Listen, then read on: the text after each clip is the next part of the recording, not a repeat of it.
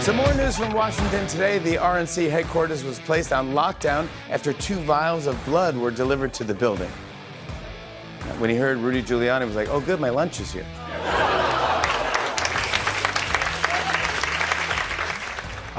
Fun with Democrat Party terrorism. Creepy blood terrorism. He didn't mention that the vials of blood were addressed to Donald Trump by a creepy Democrat.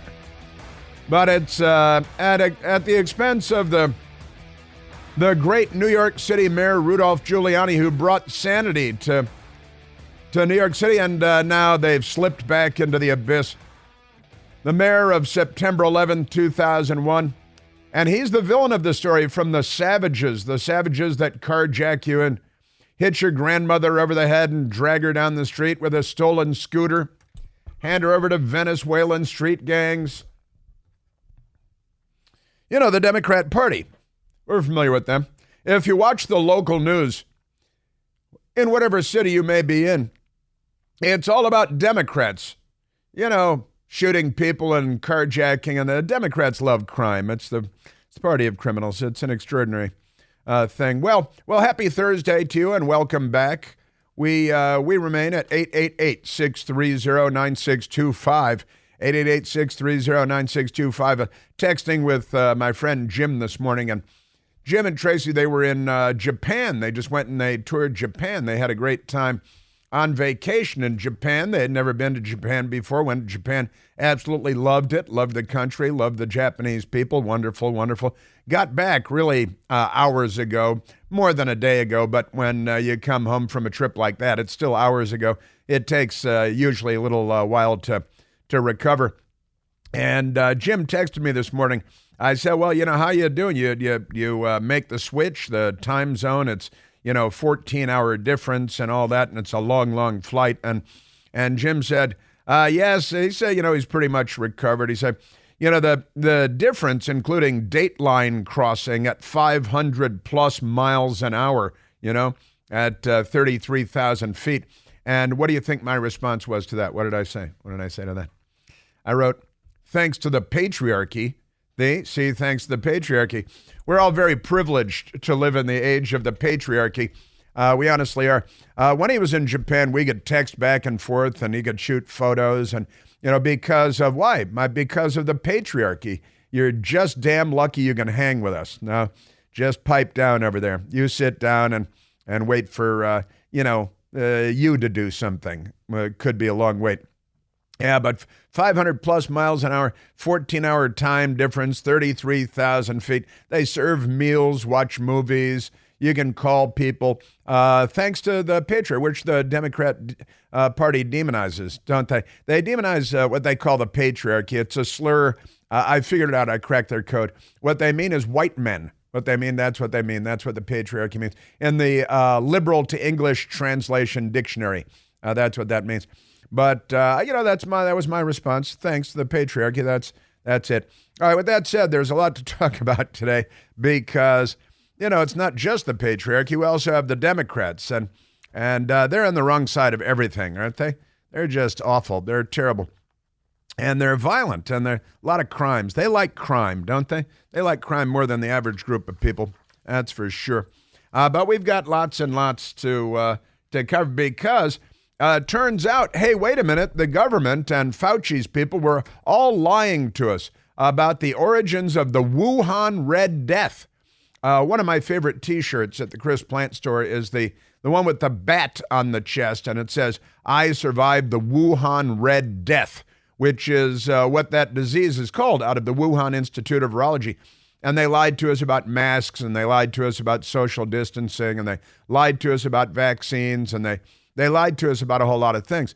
And emails and then testimony on Capitol Hill yesterday have revealed that they were erasing, deleting, doing away with emails illegally, I might add, that showed that they were misleading the American people, lying to the American people, feeding us fraudulent stuff. And the testimony on Capitol Hill made clear that they're a big, fat pack of liars and that their pants, what are their pants doing? Their pants are on fire. Why are their pants on fire? I don't know exactly, but I think it's because they lie a lot. That's why, and their pants are on fire. Pretty terrible. These are the kinds of government officials that give government a bad name, and it's why so much of our government has a really bad name right now because of people like Anthony Fauci and this underling, and that's a sad thing. He used to have a very good name, and then the Wuhan came along, and he decided to self-immolate. Not literally in this case, but professionally and ethically, morally, professionally self-immolate. It's a very sad thing. Sad. I told you I've seen him doing his fast walking around Washington, D.C. with a big security guy following him around, with a gun, no doubt, because, the patriarchy. But we've got, we'll get back to that stuff because that's a big story. President Trump will be holding a giant rally in the South Bronx in New York City, one of the 5 boroughs today. And we're expecting 3 million to 6 million people to attend in the South Bronx, give or take. It might be less than that. It might be more than that. Big deal. And the people of the South Bronx, the Democrats, are out there saying, you can't like him. Trump's a racist. And then they abort 40% of their babies and steal everything that they've worked for and throw them into hellhole schools that can only prepare them for prison and turn their neighborhoods into hellholes, into nightmares, the kinds of places that they fled in the beep hole countries that they were unfortunately born in before they came to the United States. And the Democrats wreck the place that they fled to because they're the left. They're not on our side at all. Pretty amazing stuff. And Joe Biden, he's courting an African ruler, the Kenyan ruler. Isn't Barack Obama from his father? Let's just say that his father, Kenya, right? I like to pronounce it Kenya because that's more fun and more colonial, I think. Colonialism. I was reading recently because I read a lot of stuff.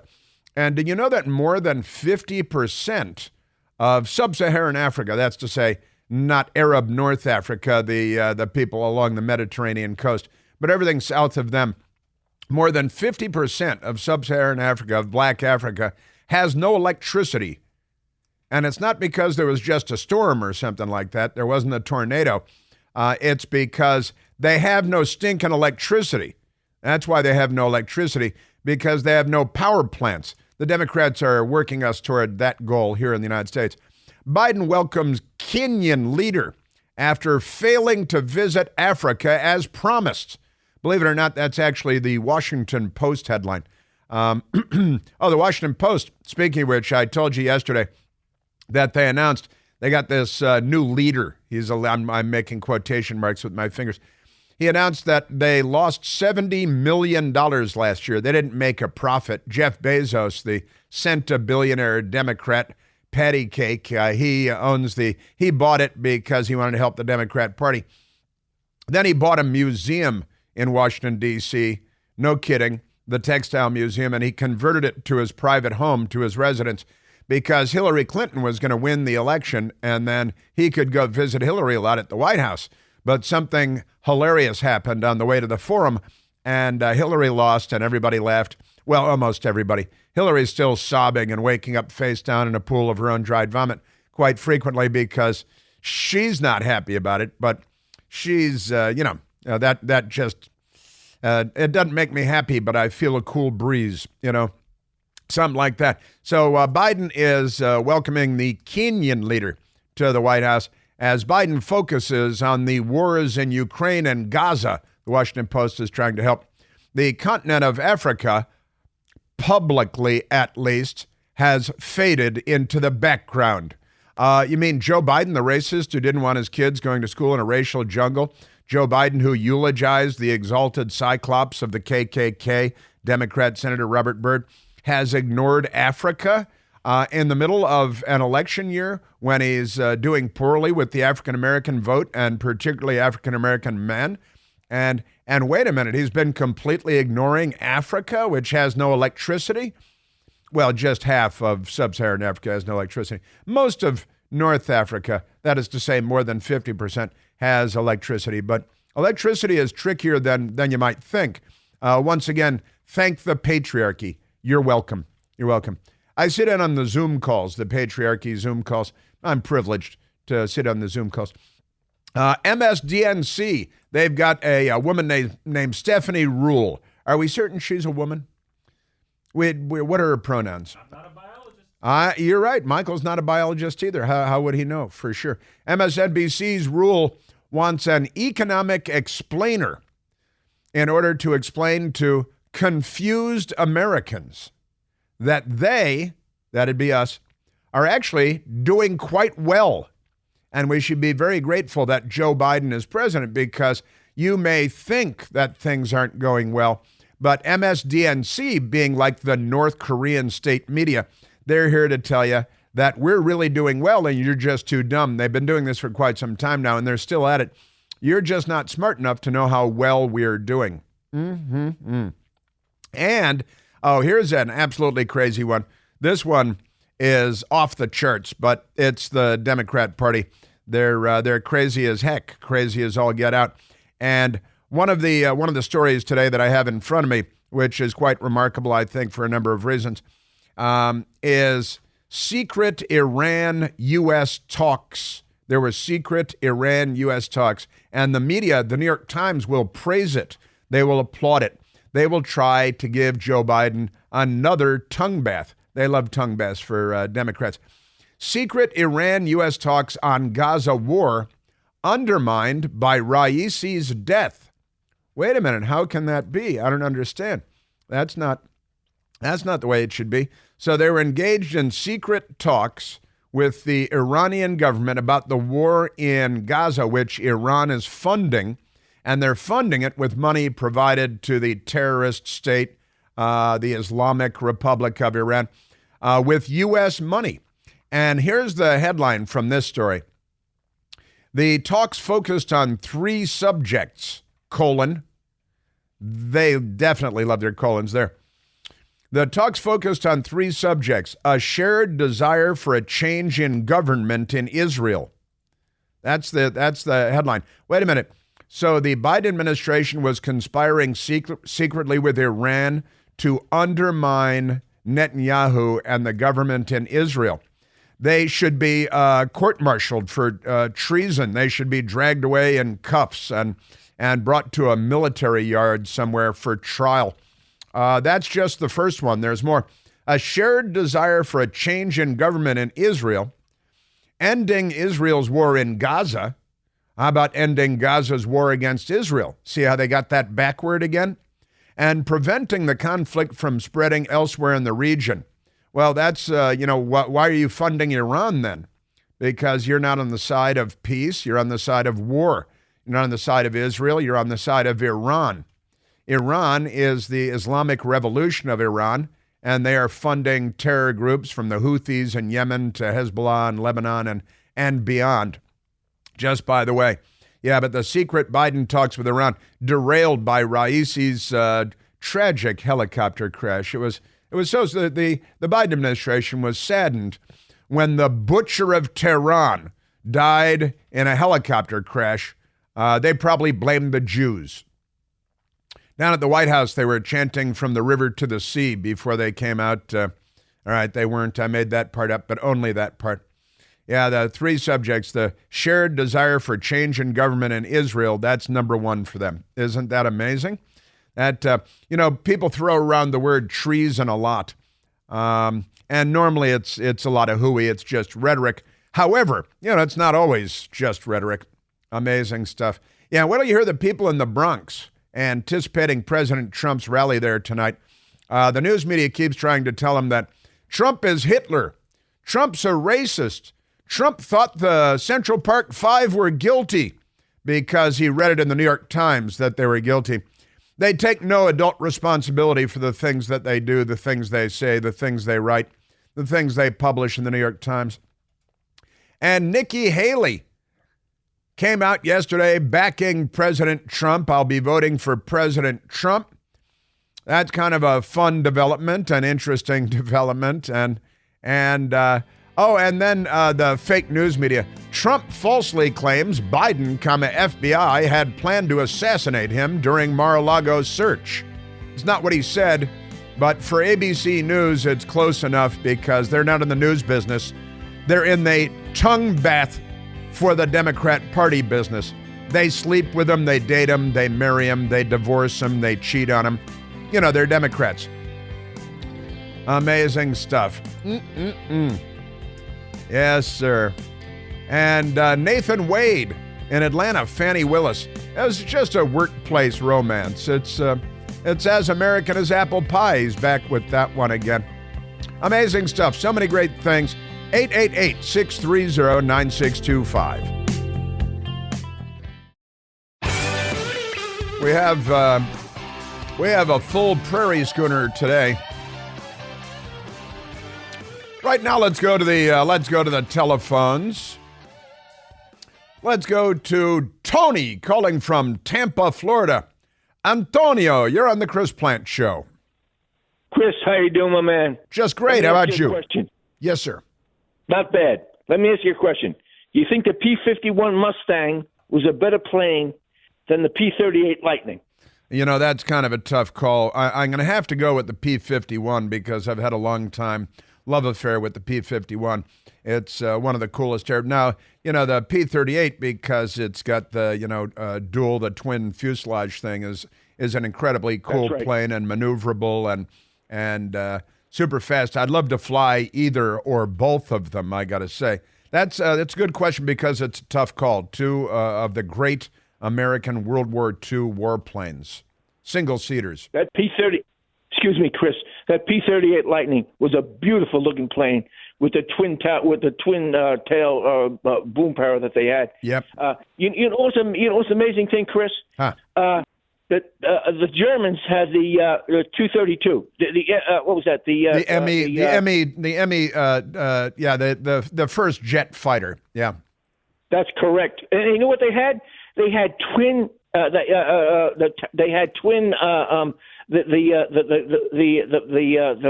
What am I? What should I say?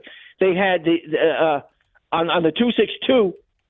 They had the swept wing technology before anybody. And Hitler wanted to make the 262 a bomber.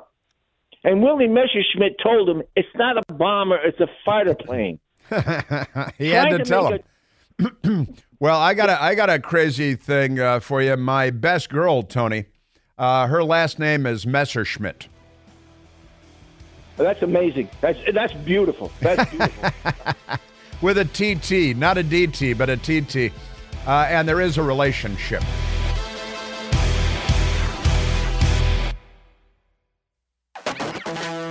Tony called. That was a lot of fun. I'm sorry I ran out the clock on you, Tony. That happens a lot. I'm always running out the clock, aren't I? Yes, I am. I thought Tony wanted to talk about Trump, and I was just fine. It's great. You want to talk P-51s? I can talk P-51 Mustangs all day long. And the P-38 Lightning when I was a kid, those were two of my favorite airplanes. They, I was a big war aficionado as a child and studied all the Bantam book series on World War II. And the World at War, the British documentary series, was my favorite documentary series. I think it was on PBS back then. And the ME-262, the Messerschmitt 262, I was all about that as a kid too, and I still love I love my airplanes.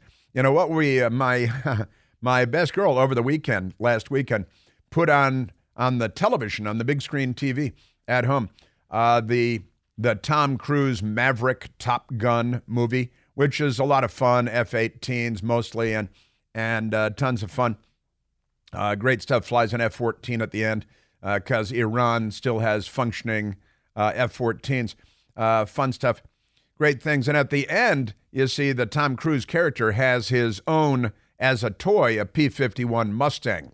And he's out there with a socket wrench, tightening the bolts on the engine or something, blah, blah, blah. But gets to fly the thing, and it's a two-seater, so like a trainer version. And boy, to have if I were Jeff Bezos or, Elon Musk, I would have, first of all, I'd have a couple of F-16s. I'd have a couple of modern day single-engine fighters, Air Force fighters. I'd have a couple of those, but I'd love to have a P-51, too, if I had that kind of money, just to fly around myself, Great stuff. And the Me-262, the Messerschmitt, the first fighter jet ever in the history of the world that the Socialist Workers' Party of Adolf Hitler built.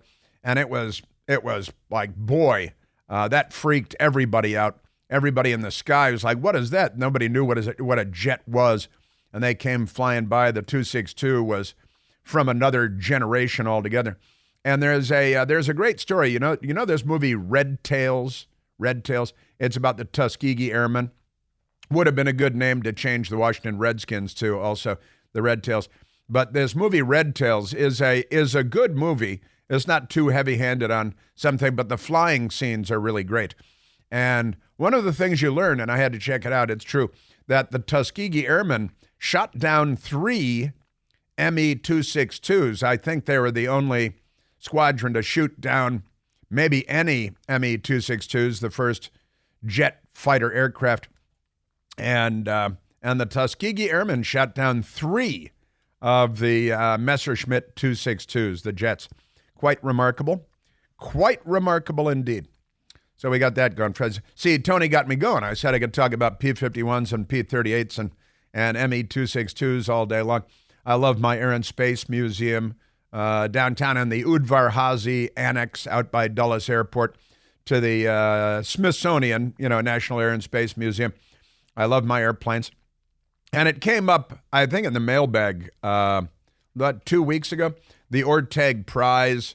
My name until I was 5 years old was Christopher Orteg, right? And my father was Jules Orteg. My older brothers, Patrick Orteg, Michael Orteg, Daniel Orteg, until our mother remarried, and then we got the name Plant. But the Raymond Orteg, my father's uncle, my great uncle, put up the Orteg Prize, $25,000 in 1919, which was won in 1927 by Charles Lindbergh, being the first person to fly across the Atlantic, New York to Paris. And you could win by flying from Paris to New York, either way. But I've always been an aviation nut, and I love this stuff. And the Orteg Prize for forever hung in the Air and Space Museum, the check itself. And I've always been an aviation, an airplane person. I like my airplanes. I like flying airplanes. I'm not a pilot, but I've had a couple of chances to fly, an F-16 and an F-18, which are pretty good first picks. Did an A-6 Intruder off of the USS Enterprise, the aircraft carrier, 3 times with the Sunday Punchers, the A-6 Squadron. Love my airplanes. Yes, I do. I've been in the cockpit of a B-2 bomber. Not in flight, I'm sorry to say, just at Whiteman Air Force Base where they live. But, climbed around on the Enola Gay, which dropped the atomic bomb on Hiroshima. And when they were restoring the Enola Gay, the Air and Space Museum was down at Suitland, Maryland, I was able to do a TV story for CNN on the restoration, and I got to go down there and climb around in the interior of the B-29, the Enola Gay, and sit in the bombardier seat and Captain Paul Tibbett's seat. Now I'm just bragging, aren't I? And my best girl and I got to go flying on a B-17 several years ago now, out of Frederick, Maryland, a B-17 World War II bomber called Aluminum Overcast.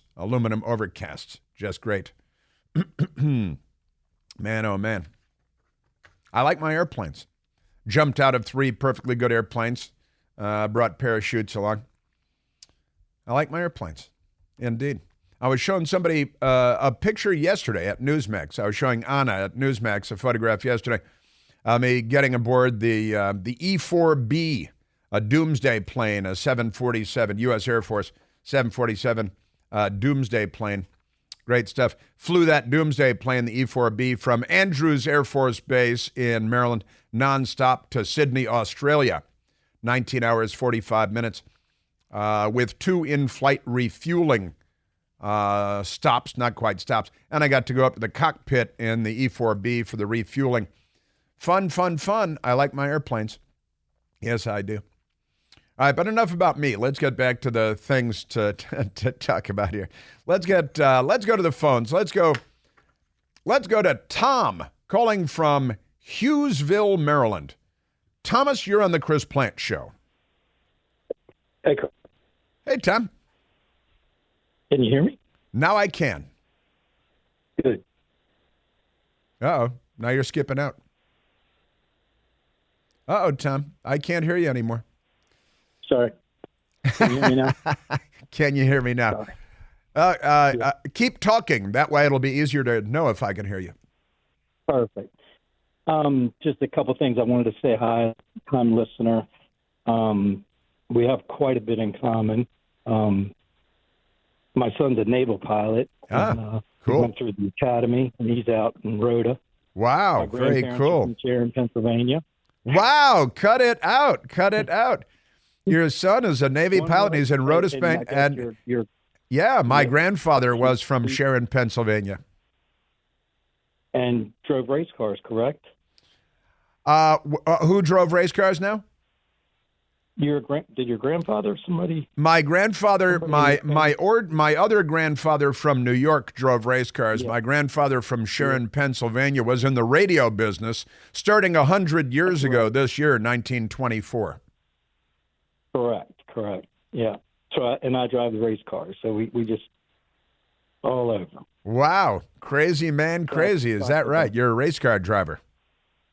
Mm-hmm. Well, I mean, not full time, but kind of like a semi-pro thing. Fun. But it's fun. Fun stuff. You got the Navy pilot, Sharon, Pennsylvania, race car driver ties. You're right. I've got all of those elements in my family tree. Yep. And I know you came down to Solomon's, and that's kind of the area. Hughesville's on the way to Solomon's, and it's a beautiful island down there. I know you guys came down, you and your best girl came down for shooting, I think, with one of the gun places. PTP. Yeah, you bet, PTP. Yeah. Mm-hmm. And we've been down there on vacation for a couple of long weekends too to Solomon's. Solomon's is great. It's civilization. Beautiful. Yeah, I'd love to meet you sometime. If you come down there again, I'll buy you guys a beer.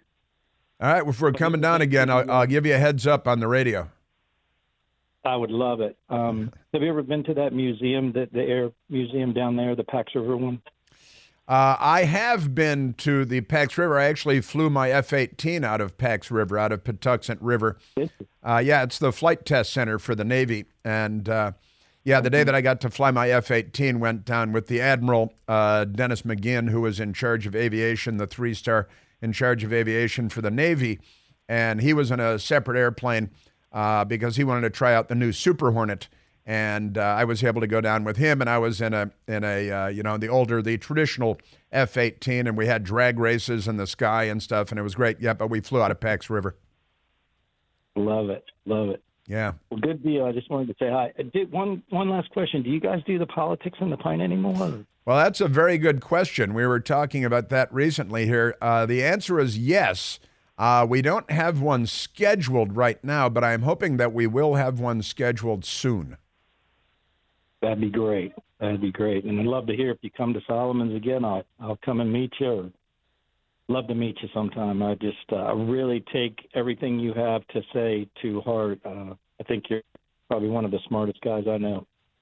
Well, that's very kind, very generous. You should seek out smarter people. I kid. I only kid. Tom, thank you very much. Have a beautiful day in Hughesville and near Solomon's Island, beautiful part of the world. Still America there, isn't it? It's hanging on. We like it. Yeah. We like it. Yeah, it's great. Well, listen, Tom, thank you for the call. I appreciate it. It's it's a nation that we're in distress. You might fly your flag upside down, but then the Democrats would attack you for that, too. It's a sign of distress, the thing. Just amazing. But how about that, Tom? Family from Sharon, Pennsylvania, race car driver, son's a Navy pilot, Rhoda, Spain. How about that? Very cool stuff. That is great. And Solomon's. Yes, sir, and that's true. We went down with PTP guns for training for concealed carry permits, and our good friends at PTP, great friends of the show, wonderful stuff. A lot of good stuff in there, lots and lots. I can't turn it into an airplane show, like a whole airplane show, but I don't have enough time to get into the next story that I want to get into. So I think, maybe I should go to the P-38 caller. What do you think? That's certainly an aviation week. Let's go to Vince calling from Manassas, Virginia. Vince, you're on the Chris Plant Show. Hey, how you doing, Chris? Hey, Vince.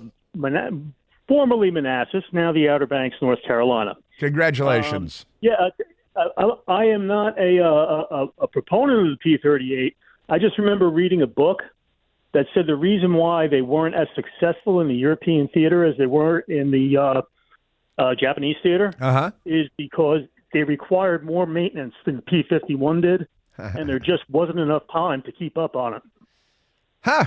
Well, I tell you, look, I wasn't in combat in World War II in the skies or any place else, though my father was, but I just love the design of the P-38, right? It's a beautiful airplane, and the fork-tailed devil, and it's just a cool airplane, and it sounds cool. It roars. It's got a unique sound, and just an incredibly cool airplane, and maneuverable, and let's face it, cool looks count for a lot.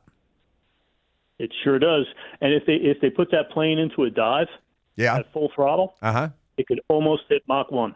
No kidding. Yep. Screaming out of the sky, the P-38, the P-38 Lightning, the fork-tailed devil, and it's just a beautiful airplane. If I were super rich, a twin engine fighter, and if I were a super rich person, I would collect. Jay Leno has a warehouse full of cars, and good for him, and their beautiful car collection, and that's a cool thing to collect. But if I had the kind of money that some of these guys have, I'd have hangars full of really cool airplanes. You and me both, brother. You and me both. Yeah. That's fun. That's a fun story. And everybody, there's a whole generation of people who loves airplanes. I'm not sure if people are growing up loving airplanes. We just kind of take everything for granted now, don't we? Yep. Look up in the sky and say, okay, yeah, it's a plane. Yeah, that's right. Yeah, it's no big deal. Yeah, that's because the patriarchy. We have all these cool things. I love the patriarchy. But I was talking to Bill Hess here at the radio station today, and he lives close enough to Annapolis where yesterday or the day before, the Blue Angels were flying overhead, and he was out there with his phone taking pictures of the Blue Angels, and we were talking about it this morning when I was a kid. The Blue Angels used to do their air show out of Glenview Naval Air Station outside of Chicago, and they would warm up and practice for a couple of days before the actual air show. The Chicago Air Show wasn't downtown back then. It is now over the lake and Navy Pier, downtown Chicago, but it used to be at Glenview Naval Air Station, and we'd have the Angels overhead for a week before the actual air show, and the whole neighborhood would come to a halt. People would stay home from work and school just to watch the Blue Angels practicing and getting ready for the air show. And then eventually one day I got to fly. I haven't been able to fly with the Blue Angels, but I did get to fly and actually take the stick of an F-18 and do some rolls and a little of this and a little of that. Didn't get to rip it up the way that I did with an F-16, but these are my problems, right? That's pretty cool, though. We used to go to the air show in Andrews. Yeah. And we saw both the Blue Angels and the Thunderbirds. They're so much fun to watch. Yes, they are. Yeah, let's not leave out the Thunderbirds because they're also extraordinary. And I've been to the air show at Andrews myself. It was the first time I jumped out of an airplane was at the air show at Andrews with the Army Golden Knights tandem jump. But with the Army Golden Knights, jumped out over Andrews, landed at Andrews, and I didn't mean to leave out the Thunderbirds. The Thunderbirds are the Air Force equivalent of the Blue Angels. And I love that F-16. I really got to rip up the F-16. 7.5 G loops. Me flying the plane, 7.5 G loops and climbs and dives and I just roll. Love that airplane. Very comfortable. Nice reclined seat. Very comfy. and the stick is on the side. Got your throttle over here in your left hand and your control stick in your right hand, and it's very comfortable. You know, when you're 7.5 times your actual weight, very comfortable. I got a little carried away here in this segment, didn't I? Vince, thank you for the call. I don't spend that much time talking about, but Tony started me going with the P-51s and the P-38s. Then I just off to the races there.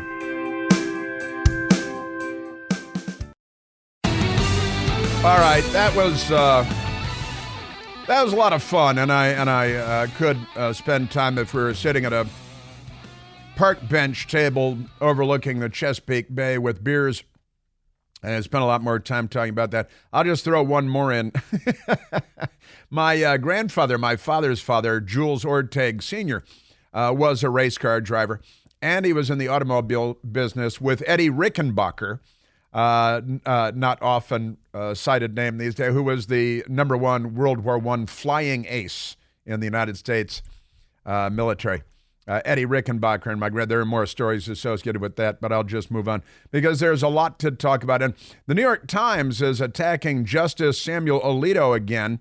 They've got another attack piece with another flag, and they say it's a flag like one that was carried at January 6th that flew outside of Samuel Alito's waterfront house. And the New York Times, they're still going after. They're not in the news business. They're in the Lion Sacagawea Democrat Party business. Just extraordinary. But we've got a lot. We've got the last hour notwithstanding. There is a lot to talk about.